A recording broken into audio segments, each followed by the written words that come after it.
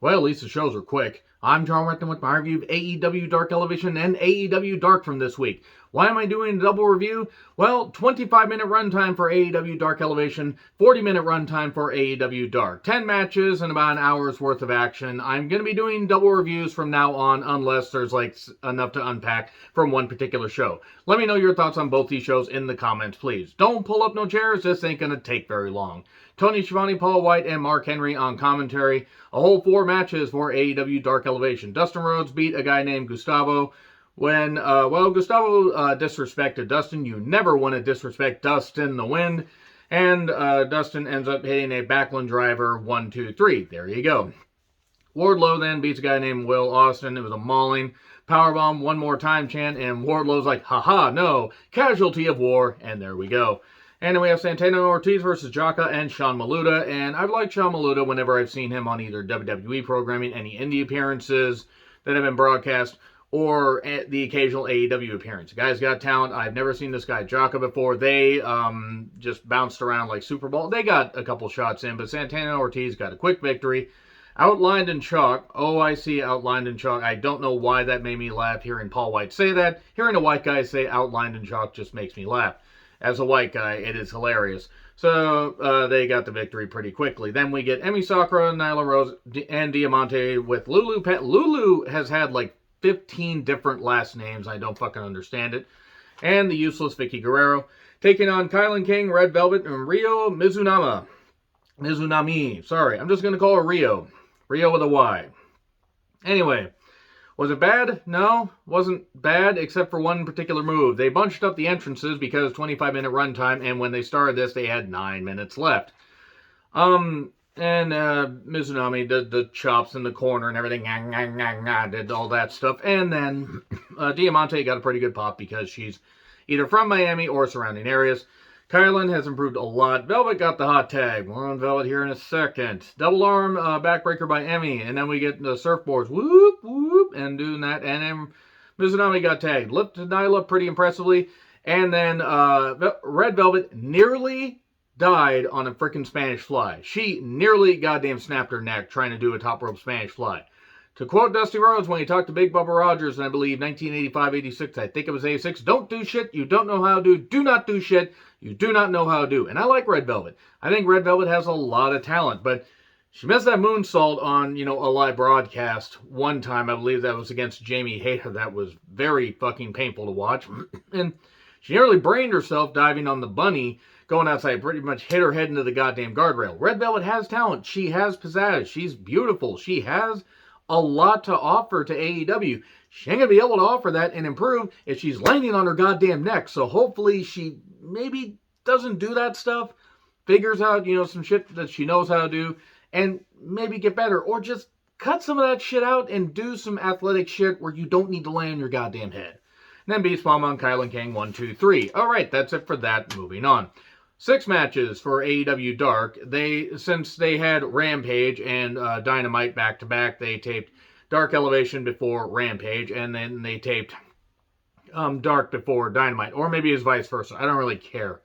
So Excalibur and Taz were on commentary. Jamie Hayter with Rebel and Britt. Britt got a huge fucking pop. Taking on Tiffany Neves, I think. Mrs. Neves, no. Jamie Hayter, boy, definitely can watch her wrestle for a while. She does have some good ability and some good strength. She hits a short arm lariat, and that's it. Thanks for coming, Tiffany. The Gun Club, Billy, Austin, and Colton took on Diamond Sheik, Alex Chamberlain, Dean Alexander. Gold 45 in a couple minutes. Nothing against the Gun Club. Nothing against the enhancement talents. I think Dean Alexander has a good look, but I didn't care. Because the Gun Club kind of makes me snooze.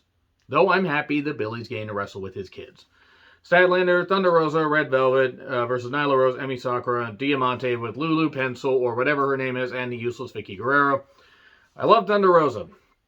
And I'm always locked in to see any match that Thunder Rosa does, whether it's on NWA programming, whether it's on AEW programming, any indie appearances that happen to pop up on YouTube, whatever. She really works hard. She's great. She's fucking talented as hell. One of the best wrestlers in the world, in my opinion, and in the opinion of a lot of people. And she always gets a big pop. She, adds a lot of pizzazz to her matches. She really does understand what the fuck she's doing. And it was it was what it was. I mean, it wasn't a terrible match as far as like just being a melee and a hodgepodge of moves. But Thunder Rosa got a good pop. Statlander did good. Red Velvet did not land on her goddamn head or do anything egregious.